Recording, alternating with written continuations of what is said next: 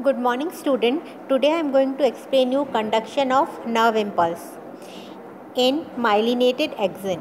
In the previous lectures we have studied the transmission of nerve impulse in unmyelinated axon, the structure of the neuron and the different type of the leakage channels. And today we are going to study in myelinated axon and across synapse, that is chemical and electrical. Now myelinated axons, they are also called as medullated axon, and this myelin sheath, it gives white color. A neuron with myelinated axon, they conduct the impulse the faster than in comparison to unmyelinated axon. Why? Because this myelin sheath, it is acting as an insulator, and this helps to propagate the nerve impulse faster. And these myelin sheath, they are made up of Schwann cells, which are also called as neurolemocytes, and they are flat cells which make up the myelin sheath on axon of peripheral nervous system. So this on the peripheral nervous system, the myelin sheath, it is made up of Schwann cells, and they are also called as neurolemocytes. Now coming to the diagram, here you can see the axon, and as the first part I told you the beginning, it is called as axon helix. It is the trigger region, most sensitive part. Then axolemma, is covered by Schwann cells. These Schwann cells, they are forming an envelope of myelin fiber across the axolemma, and in between two Schwann cells you can see the node of Ranvier. So this is node of Ranvier. In the next diagram you can see that axon hillock isole, this myelinated axon, the myelin sheath, intracellular fluid, extracellular fluid, and how the direction of the action potential propagation, how this action potential is propagating. Now what this action potential, as I told you that in this axolemma, it is covered by myelin sheath. Myelin sheath is made up of Schwann cells. In between two myelin sheath you can see the node of Ranvier. Here also you can see the node of Ranvier. This node of Ranvier is a place where there is maximum ion channels, and the part which is covered by myelin sheath, it has ion channels, but the number of ion channel is less. But on node of Ranvier, the number of ion channels are more. So when ion channels are more, the impulse when it is coming, then at the node of Ranvier it seems like jumping. It's very fast.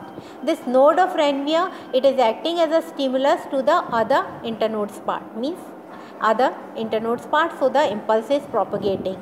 Because of the more number of ion channels on node of Ranvier, the impulse is propagating at a faster speed, and such type of conduction is called as saltatory conduction. So in saltatory conduction, what is happening? The nerve impulse is transmitting very fast in the myelinated neuron, and the myelin sheath, it is acting as an insulator, so that the impulse, it seems to jump from one node of Ranvier to another node of Ranvier. Why? Because of the maximum number of ion channels there. The speed up is very fast, and this type of conduction is called as saltatory conduction, means jumping conduction. So this speed up the conduction process, and it is called as saltatory conduction. Now you can see in another diagram also in saltatory conduction, here you can see that again these myelin sheath, the node of Ranvier, and the speed. The speed, it is varying from 2 meters per second to 120 meters per second, and it occurs in axons only having the myelin sheath. So axons having myelin sheath. Now factors affecting the nerve impulse. What are the factors which are affecting nerve impulse? First is the myelin sheath. Impulse transmission is fast. I have explained you why it is fast, because this myelin sheath, it is acting as an insulator. Then there is covering of Schwann cells, which the gap between Schwann cell is called as the node of Ranvier. Here the ion channels are maximum in number, so the impulse when it is coming, then it seems as if it is transmitting very fast or jumping. Second is the axon diameter. Large diameter axon, impulse conduction is fast, and in small diameter the conduction is slow. Bigger one जो बड़े axon है, why the impulse conduction is fast? Because you have studied in physics के अगर जो the wire which is thick, जो thick होता है ना उसका रेजिस्टेंस कम होता है, तो why the resistance is less and area is also more. तो एक्सिन्स हैं, they with large diameter they have more area and the ion flow resistance is less, so the impulse is conducting fast in comparison to the axon with thin diameter. आपने पढ़ा होगा mollusc इसमें invertebrates में भी class Mollusca में that Cephalopoda, तो उनमें octopus से they have big this diameter के उनके होते हैं एक्सन्स. तो now impulse is transmitting very fast, huge body. और एडवांसमेंट हुआ due to advancement in evolution. Now this axon diameter it has been covered by this axon have been covered by a myelin sheath. myelin sheath से covering हो गई तो क्या हो गया कि स्पीड इंक्रीज हो गई. तो दिस इज़ एन एडवांसमेंट कि instead of having a huge body, नहीं तो ह्यूमन बींग्स की भी क्या होती है वर्टिब्रेट्स में वेरी ह्यूज बॉडी, अब क्या है कि they are covered by myelin sheath. So myelin sheath this is an advancement. Third is the temperature. The temperature, as the temperature is low, impulse conduction is slow. देखते ना सर्दी में बोलते हैं अरे मेरे हाथ सुन्न हो गए, means that when temperature is low then impulse conduction is slow. So it is depending on three factors: the myelin sheath, the axon diameter and the temperature. Now this follows all and none principle. The impulse conduction, it follows all and none principle. What is this all and none principle? कि when a particular stimulus of a threshold value is given, then the impulse will be propagated, and the below threshold or above threshold the impulse propagation will not be affected. Means intensity. But how can you say like this? If I prick your hand slowly, the pain is felt less, but if I hold your hand tightly or prick a needle strongly, then the pain will be more intensity. How you are feeling this intensity then? कि भाई कैसे पता पड़ रहा है आपको? धीरे से आपको सुई चुभोई, कम पेन हुआ. बहुत तेज़ से चुभोई आपको सुई, then the pain is very huge pain you are feeling. So why this? Because this depends upon the frequency of the neuron, as more neurons are responding. So all and none principle is there, but here what is there? The intensity you are feeling by the frequency of the neuron, as more neurons they are responding to it particular. Now transmission of impulse across synapse. First, what is synapse? Synapse is a junctional region between two cells. Here I am telling you two cells. It may be a neuron, it may not be a neuron, it may be a muscle, it may be a gland. So it is a junctional region between two cells, and the presynaptic cell is always a neuron. This is the rule, when that presynaptic cell is always a neuron, while the postsynaptic cell, it may be a neuron, it may be a muscle, it may be a gland. So we are going to study two types of synapses that are found in a body: electrical and the chemical synapses.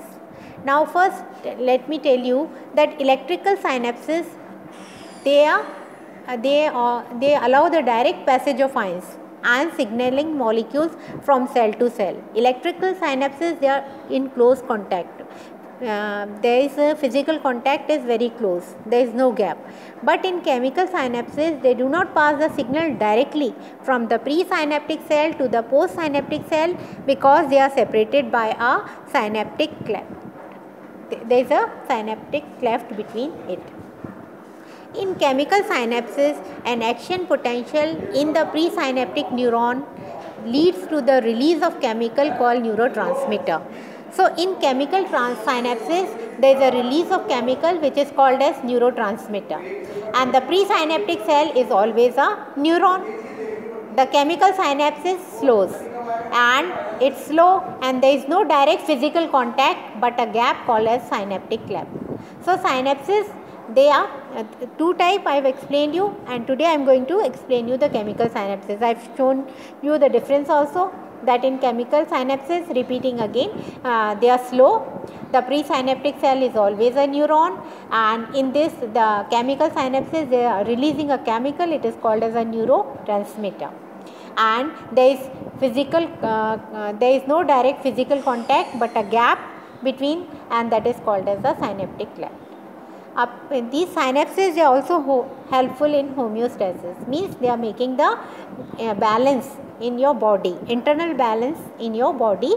How? क्योंकि synapses है, they are formed, old are destroyed and new are formed, so they are helping in learning, and all this is integrated in new form. तो नई बनती रहती हैं, पुरानी destroy होती रहती हैं और modify होती रहती हैं. If we see the structure of synapses, they are three types, तीन तरह की होती हैं. They are exosomatic, exodendritic and exoaxonal. Three type of synapses according to the structure, and here you can see in the diagram the blue one which is attaching to the soma of the cell, they are called as exosomatic. The blue one, it is attaching to the dendrites, exodendritic, and with axon in axon, that is exoaxonal. So the structurally we see the synapse, it is of three types. Now the process of synaptic transmission at chemical synapse. How? When two neurons are in contact, how it is going to happen? An action potential is propagating along the axon of a presynaptic neuron and arrives at the axon terminal.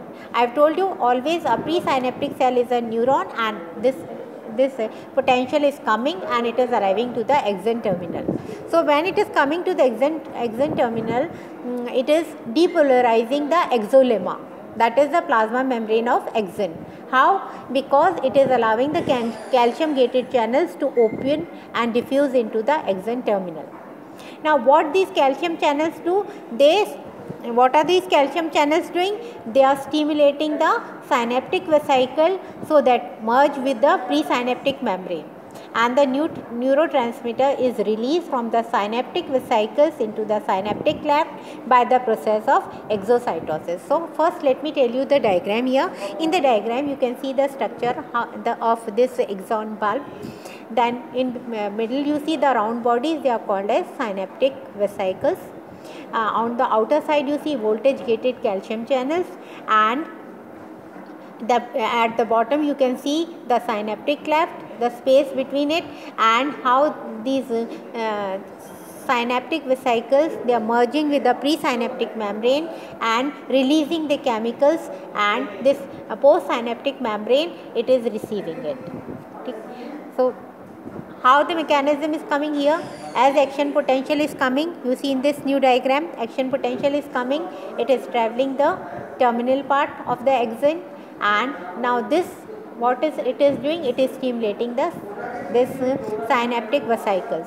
And synaptic vesicle, how they are stimulated? When the voltage gated calcium channel, they are open and influx of calcium ions are come. Because calcium ions, they are present outside in the extracellular fluid also.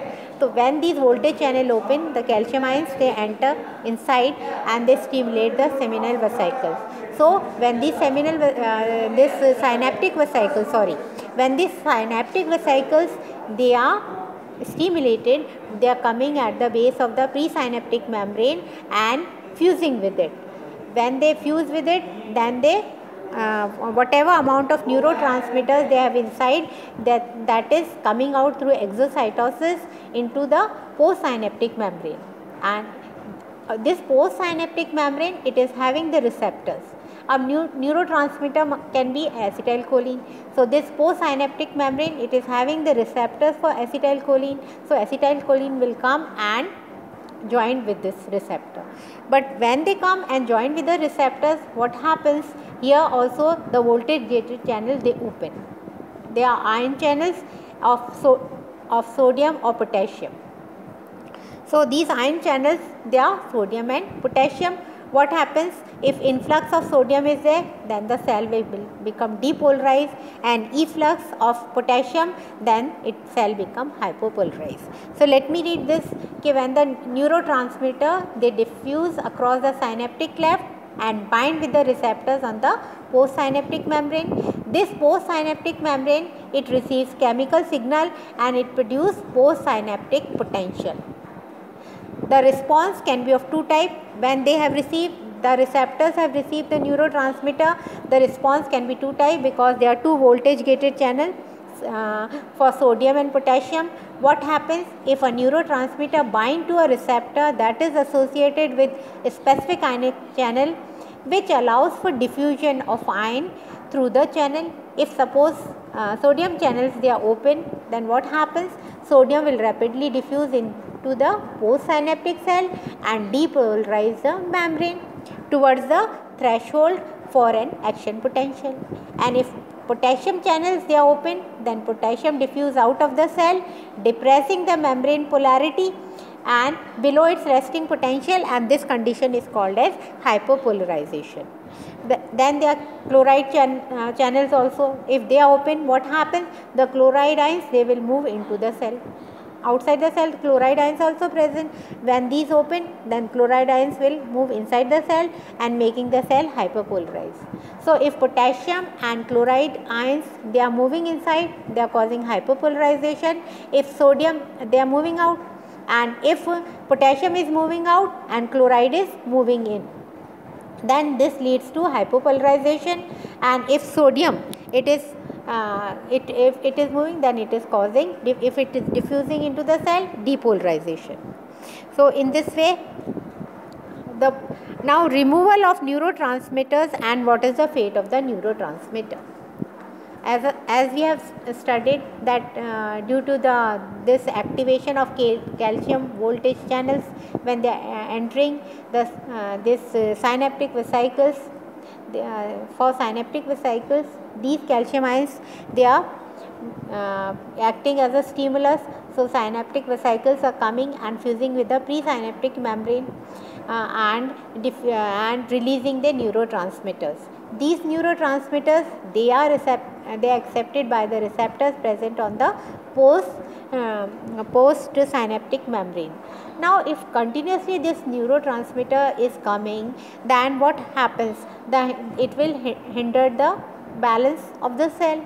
So at some time they have to be closed, because they cannot be open every time and these neurotransmitters are coming. So for that purpose, acetylcholine esterase enzyme it is present in the synaptic cleft, which break this acetylcholine into acetic acid and choline. So which enzyme helps in the break of acetylcholine? Acetylcholine esterase, where it is present in the synaptic cleft. So synaptic cleft is also having the interstitial fluid. So acetylcholine it is breaking into acetic acid and choline. Now what is the fate of this acetic acid and choline? This acetic acid and choline, some part of it is diffused into the bloodstream, while some part of acetic acid and choline they again enter the synaptic bulb and form the acetylcholine. Again it has to be formed. तो कुछ part है जो बचा है acetic acid और Colin का, ये synaptic bulb में चला जाएगा and again form the acetylcholine by the help of an enzyme called CAT. Full form of CAT is choline acetyl transferase. So this CAT enzyme it helps again the reunion of acetic acid and choline to form the acetylcholine. And acetylcholine esterase enzyme it helps into the breakdown of acetylcholine into acetic acid and choline. So this is the field. So students, I have explained you the nerve impulse transmission in myelinated axon, the synapse, chemical synapse, and what is the fate of the neurotransmitters. Hope you have understood. And in my next lecture I am going to explain you the electrical synapse. So as usual I am always asking a question, what is the full form of CAT? And you are going to reply in the comment box. Till then, goodbye.